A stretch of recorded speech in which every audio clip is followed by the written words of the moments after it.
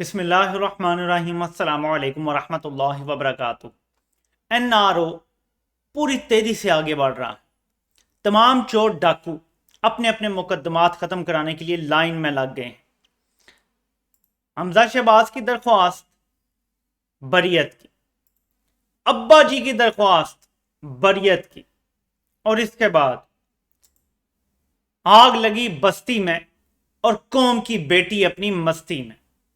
मरियम नवाज साहिबा इंसानी हकूक की बुनियाद पे अपना पासपोर्ट वापस लेना चाहती है। एक सजा याफ्ता मुजरिमा जो जमानत पर है वो अपना पासपोर्ट वापस लेना चाहती है क्योंकि उसको लंदन जाना है। लंदन जाना इंतहाई अहम हो गया है। और इस सारी सूरत हाल में जो मैं समझ पाया हूं, एक मल्टी प्राउंड स्ट्रैटेजी जो है वो इस्तेमाल की जा रही। इमरान खान को रोकने का ज़ाहिर हर बार इस्तेमाल किया जाएगा। नाहल भी कम अज कम इलेक्शन कमीशन से जरूर करवा दिया जाएगा। बाद में अदालतें क्या करती हैं ये देखा जाएगा। कुछ ना कुछ किया जाएगा। ये भी ऐन मुमकिन है कि जो इलेक्शन आ रहे हैं जिसमें 9 सीटों पे इमरान खान अकेले खड़े हो रहे हैं, उस इलेक्शन से एक रात पहले इमरान खान को नाहल कर दिया जाए और तब तक कोई अदालत भी रिलीफ नहीं दे सकेगी और इमरान खान के बगैर वो इलेक्शन हो जाएगा। कुछ ऐसा भी हो सकता है। ये सब कुछ होने के बावजूद इनको ये लगता है कि अगर फिर भी इमरान खान को आला अदलिया ने हमारे साथ मिलकर रगड़ने से इनकार कर दिया तो जनरल इलेक्शन से पहले तो रिलीफ मिल जाएगा। इमरान खान को हम फिर भी ना रोक पाए तो फिर सेकंड स्ट्रैटेजी है, मरियम को पासपोर्ट वापस चाहिए, क्योंकि अगर इस बार इमरान खान वापस आ गया तो जाती उम्रा में नहीं रहेंगी मोहतरमा, फिर जेल ही होगी। ये बात ध्यान में रखें। फिर ये सारे एनआरओ खत्म होंगे इस मुल्क से। यही हाल है शहबाज शरीफ का और यही हमजा का। नैब केसेस में बरियत मांगेंगे, जो ये हो गया आपके सामने। एफआईए इनके अपने कंट्रोल में है। जो 16 अरब का मनी लॉन्ड्रिंग का केस है वो तो लिख के दे देंगे खुद ही जी के इस केस में हमें कुछ नहीं मिला और हम विथड्रॉ करते हैं, वो भी खत्म हो जाएगा। बरियत करवाना चाहते हैं, खत्म, केस ही खत्म। उसकी वजह इनकी कोशिश ये है कि किसी भी तरीके से, क्योंकि नैब का तो इन्होंने एनआरओ कर दिया है, अब वो आला अदलिया में पड़ा हुआ है केस, पता नहीं वो उन शिकों के हवाले से क्या फैसला आता है। कोशिश इनकी ये है कि अगर घूम फिर के सारा जोर लगा के अगर हम फिर भी इमरान खान को ना रोक पाए तो अगर वो वापस भी आ गया तो हमारे खिलाफ कोई केस ही नहीं होगा। जब केस ही नहीं होगा तो वो किधर पकड़ेगा, कैसे पकड़ेगा? तो हम कम अज कम अपनी आज़ादी को यकीनी बना लें। और मरियम नवाज साहबा का पासपोर्ट मिलना इसलिए ज़रूरी है कि जब तक उनको डील पूरी फाइनल नहीं होती, उनका केस जब तक पूरी तरह से तोड़ नहीं चढ़ता हाई कोर्ट में, उनकी अपील तोड़ नहीं चढ़ती और उनको बरियत नहीं मिलती, जिसकी वजह से उनकी नायली भी खत्म नहीं होती, वो इलेक्टोरल पॉलिटिक्स का हिस्सा नहीं है।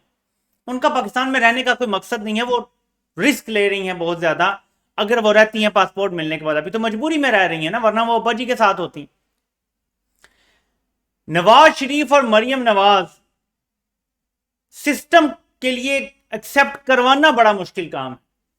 करवाने वाले तो करवाना चाहते हैं। देखिए मैं आपको बताता हूं ये सिस्टम चलता कैसे, ये बड़ा जरूरी है समझना हमारे लिए। ये हमेशा धौंस धमकी धांधी से नहीं चलता सिस्टम। ये हमेशा ऐसे नहीं कि जैसे शहबाज गिल को नंगा किया और कहा ये करो, या अभी जैसे लोगों के घरों में जाके उनको मार रहे हैं और कह रहे हैं जी बताओ हमें फलां बंदे की वजह से हमने ये ट्वीट कर दी थी या फलां बंदे से मुतासिर होकर हमने ये वीडियो बना दी थी।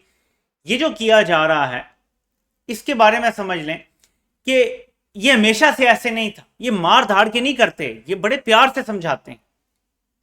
बल्कि किसी अहम जगह पे एक साहब से मेरी एक दफ़ा बात हुई तो उन्होंने कहा कि बड़े प्यार से कई दफ़ा लोगों को लेके जाते हैं शुमाली इलाका जात में, 5 स्टार होटल में रखते हैं और उनसे कहते हैं जी यहाँ रहें, खाएं पिए, जो मर्जी करें, लेकिन ना आपकी फैमिली को पता चलेगा आप कहाँ हैं, ना आपको पता चलेगा आपकी फैमिली कहाँ है, कोई राब्ता नहीं होगा।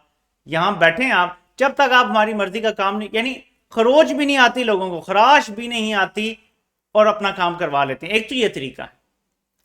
एक तरीका और है और वो है हुब्बुल वतनी का चूरन बेच के। आपको पता है कि जजेस से कई दफा कैसे फैसले करवाए जाते हैं या बहुत सारे साफियों को कैसे साथ मिलाया जाता है हुब्बुल वतनी का चूरन बेच के।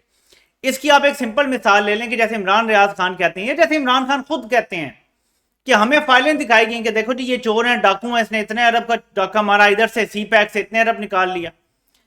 मालूमात ठीक होती हैं, कई दफा मालूमात भी दुरुस्त नहीं होती, लेकिन दिखाते हैं और कहते हैं जी मुल्क के लिए ये बड़ा खतरा है, कोई बयान दिखा देंगे। या बताएंगे देखें ये मोदी से मुलाकातें कर रहा है चुपके, वहां तो आईएसआई से ये के खिलाफ कोई साजिश हो रही है, ये उन्हें बैठने नहीं देता। तो यूं करके हुब्बुल वतनी का जज्बा जगाते हैं।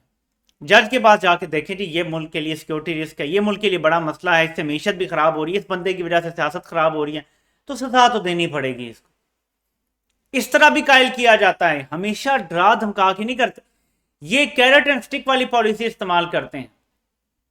अच्छा ये भी होता है कि जो बुलवतनी के जज्बे से मान जाए, जिसको ब्रीफिंग देते हैं बुला के कि ठीक है जी ये अब हमारी डॉक्ट्रिन हो गई है, अब हमने इस पे चलना है, अब ये वाला गद्दार है, ये मुहिब वतन, आप मान जाए अगर उनकी बात कि हाँ वाकई ये गद्दार हो गया, ये मुहिब वतन जो 1980 की दहाई से चल रहा है। 88 के बाद से बेनजीर सिक्योरिटी रिस्क हुई तो नवाज शरीफ आया, फिर नवाज शरीफ करप्ट निकला तो बेनजीर आ गए, फिर बेनजीर करप्ट और सिक्योरिटी रिस्क हुई तो नवाज शरीफ आ गया, फिर नवाज शरीफ ने गद्दारी कर दी तो फिर दोबारा मार्शल लॉ लग गया, फिर जरदारी आया तो जरदारी करप्ट था, करप्ट तरीन था, फिर उसने मेमो गेट किया तो वो गद्दार भी हो गया, फिर वो निकला तो नवाज शरीफ आ गया। हमेशा से एक टोला इसको एक्सेप्ट करता रहा है, ये ध्यान में रखें कि जो चूरन बेचा गया वो एक्सेप्ट कर लिया गया, मेरिट पे नहीं देखा गया, सजाएं नहीं होने दी गई, किसी को सजा हो जाती चूरन खत्म हो जाता। नवाज शरीफ, शहबाज शरीफ, सारी फैमिली को सजा हो जाए, चूरन खत्म, नए लोग ऊपर आ जाएंगे, हो सकता है वो डर जाए सजाओं से भी और करप्शन खत्म हो जाए मुल्क में। ना ये करप्शन खत्म होने देना चाहते हैं क्योंकि इनको कंप्रोमाइज लोग चाहिए, ना ये जिस तरह सिस्टम कंट्रोल करते हैं वो बदला हुआ सिस्टम इन्हें चाहिए। और मेरा फिर एक सवाल है, इस सिस्टम में दो अहम तरीन ऐसे इदारे हैं जो अनटचेबल्स हैं, वो क्यों चाहेंगे ये सिस्टम बदले? मैं ये बार बार सवाल इमरान खान से करता हूं और मैं ये सवाल उनसे करता रहूंगा कि क्यों वो चाहेंगे इदारे कि ये सिस्टम जो है वो तब्दील हो जाए। अब आप मुझे बताएं कि जब आप पासपोर्ट मांगते हैं, मुल्क में ऐसा अफरा तफरी का तूफान है, सैलाब आए हुए हैं, गुर्बत बढ़ी हुई है, होल सेल प्राइस इंडेक्स 75 साल का रिकॉर्ड टूट गया। जो होल सेल में चीजें मिलती है ना लोगों को, 75 साल का महंगाई का रिकॉर्ड टूट गया नाजरीन। इस दौरान कोई कहे जी मुझे पासपोर्ट चाहिए, मैंने मुल्क से बाहर जाना, वो कितना सा सियासतदान होगा आप खुद सोच लें। दूसरी तरफ वो नैब केसेस में छुटकारे की दरख्वास्तें दायर कर रहे हैं, एफआईए के मामला में भी जो है वो यही तरफ हालात जा रहे हैं। मैं आपको अब बताता चलूं कि इमरान खान ने जो जवाब जमा करवाया है तौहीन अदालत के मामले में, उसमें उन्होंने क्या कहा है ये जरा सुनते जाएं ताकि आपको पता चले कि कहते हैं कि इमरान खान ने जो जवाब जमा कराया है वो 19 सफ़ात पर मुश्तमिल है। उन्होंने कहा है कि जज ज़ेबा चौधरी से मुतल्लिक किए गए अल्फाज पर अफसोस का इजहार करता हूं, यह गैर इरादी तौर पर अल्फाज निकलने पर मुझे अफसोस है। उन्होंने मजीद कहा कि यह हौसला अफजा बात है कि मुझे अपना मौकफ पेश करने का मौका दिया गया। मैंने हमेशा इदारों की इज्जत पर मबनी राय का इजहार किया है, यकीन दहानी कराता हूं कि अदालत और जजेस की इज्जत करता हूं। फिर उन्होंने आगे लिखा है कि जजेस आम आदमी को इंसाफ फराम करते हैं, मैं हमा वक्त मसरूफ फराम करने में हमा वक्त मसरूफ रहते हैं। मेरा मकसद खातून मजिस्ट्रेट की दिल आज़ारी नहीं था। हाई कोर्ट और इसकी मातहत अदालतों के लिए बहुत एहतराम है। खातून जज के एहसासात को ठेस पहुंचाना मकसद नहीं था। पब्लिक रैली में नादानिस्तगी में अदा किए गए अल्फाज पर अफसोस है। खातून जज को धमकाने का इरादा नहीं था, बल्कि ऐसा करने का सोच भी नहीं सकता। और इस तरह की उन्होंने मजीद बातें लिखी हैं जिसमें उन्होंने कहा है कि मालूम नहीं था कि हाई कोर्ट में शहबाज गिल केस की अपील ज़ेर इल्तवा है। मुझे लगा कि मातहत अदालत ने जिस्मानी रिमांड दे दिया तो बात वहीं ख़त्म हो गई। शहबाज गिल पर टार्चर की खबर तमाम प्रिंट और इलेक्ट्रॉनिक मीडिया पर आई। शहबाज गिल को सांस लेने में दुश्वारी थी और वह ऑक्सीजन मास्क के लिए मिन्नतें कर रहा था। शहबाज गिल की इस हालत ने हर दिल और दिमाग को मुतासिर किया होगा। खवातीन के हकूक का अलमबरदार हूं जो कहा इसका मकसद जज खातून के जज्बात मजरू करना नहीं था। यकीन दहानी कराता हूं कि आइंदा ऐसे मामलात में इंतहाई एहतियात से काम लूंगा।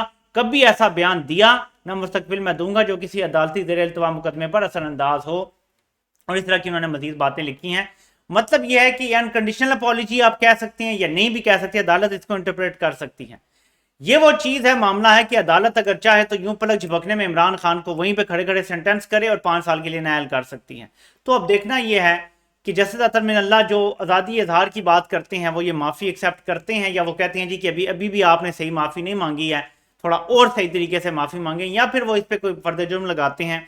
ये पता चलेगा अब हमें आने वाले, अब तो दिन पहुँच चुके हैं। तो ये भी अहम तरीन केस है। और आगे इमरान खान के ऊपर दायरा तोशा खाना में भी इमरान खान ने जवाब जो है वो जमा करवा दिए हैं।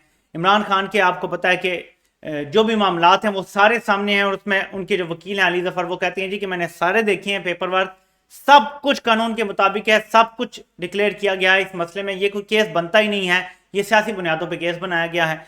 सो अब ये देखना है कि मामलात, एक तरफ ये चोर डाकुओं के लिए एनआरओ तैयार पड़ा है, वो अपने केसेस खत्म करवाने की तरफ जा रहे हैं, कोई मुल्क से बाहर फरार होने की कोशिश कर रहा है, और एक तरफ इमरान खान है जो मुल्क का मुकदमा लड़ रहे हैं, कौम का मुकदमा लड़ रहे हैं, और उनको नायल करके सियासत से आउट करने की साजिश हो रही है।